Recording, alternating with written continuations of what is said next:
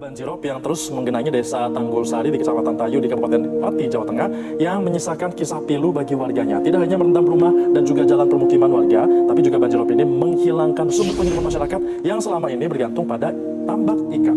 Nah, di tengah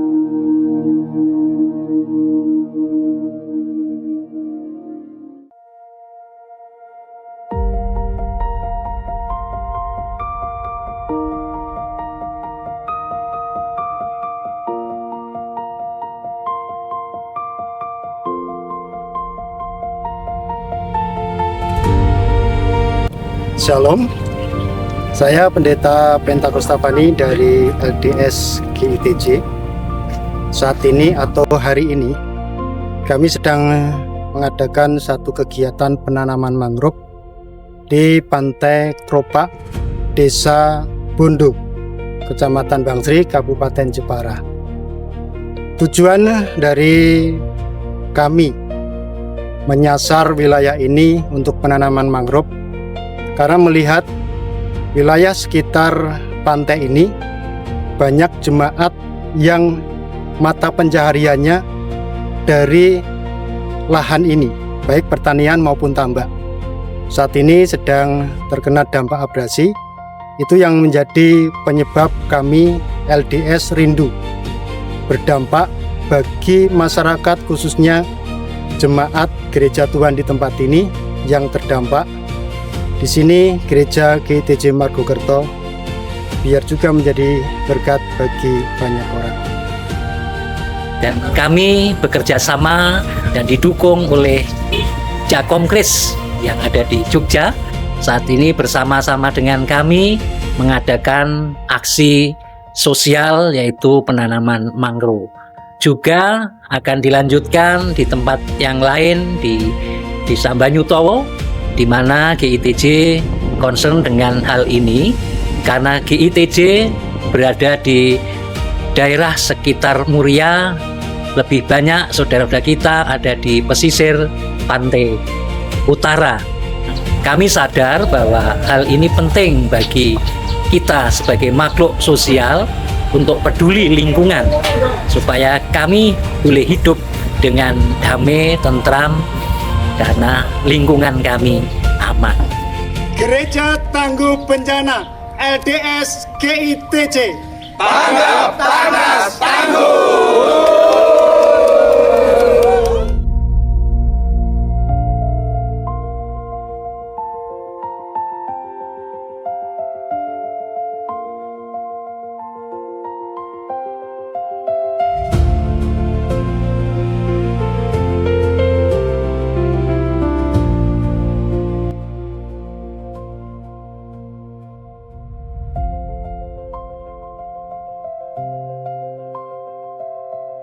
Dalam beberapa tahun terakhir ini memang global warming terasa sehingga gelombang laut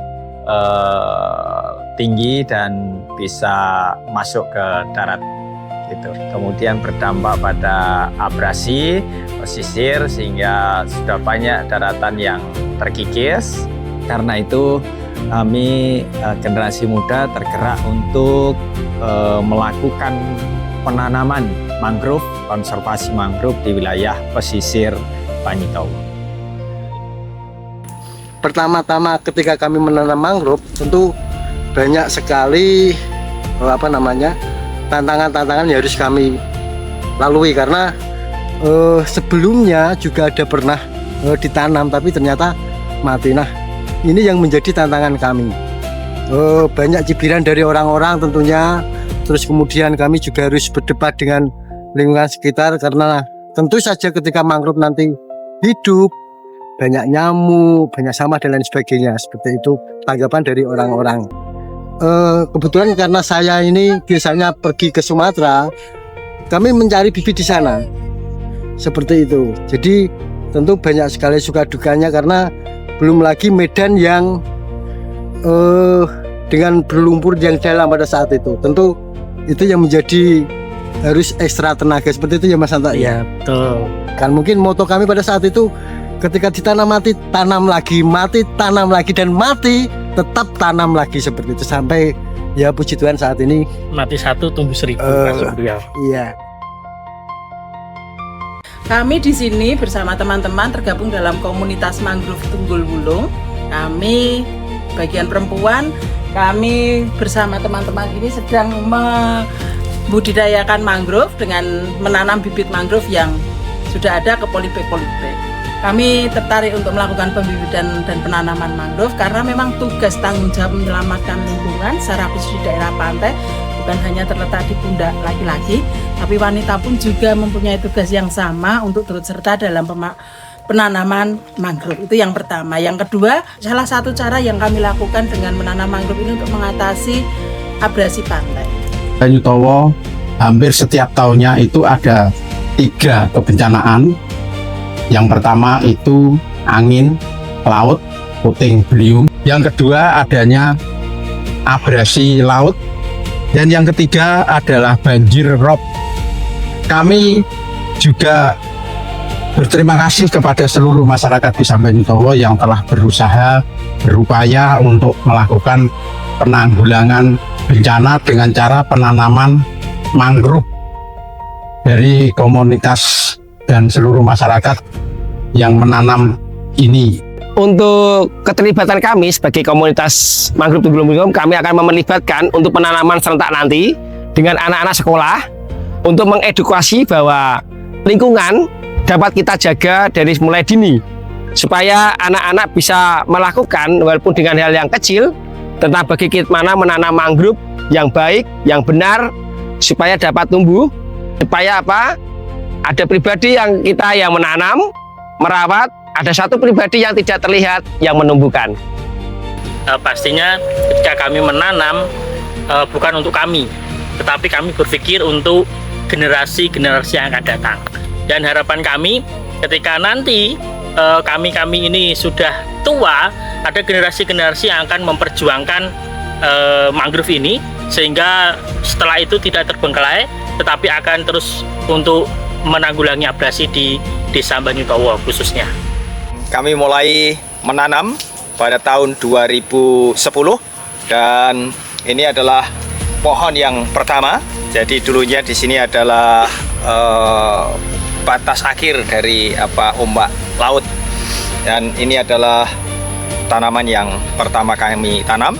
Jadi dulu di sini sangat tinggi lumpurnya sampai sepaha. Jadi kami menanam dengan swadaya dan kemudian semakin hari, waktu demi waktu, banyak orang yang semakin peduli, instansi yang juga peduli, dan juga kelompok masyarakat, lembaga-lembaga yang peduli untuk menanam bersama kami. Terima kasih. Ketika membahas tentang peran gereja dalam membangun aksi kesiapsiagaan bencana dan adaptasi perubahan iklim, itu sangatlah penting dilakukan oleh gereja.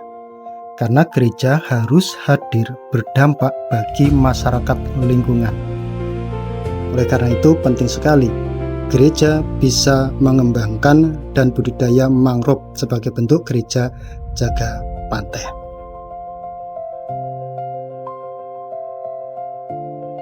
Kami komunitas mangrove Tunggul Wulung rencana akan menanam sekitar 3.000 bibit mangrove di lahan sekitar 3 sampai 4 hektar. Nah, rencana penanaman akan kami laksanakan nanti di bulan Oktober tahun 2026 dan rencana yang akan kami tanam sekitar untuk tahap pertama 2.500 bibit mangrove. Setelah itu kami akan melakukan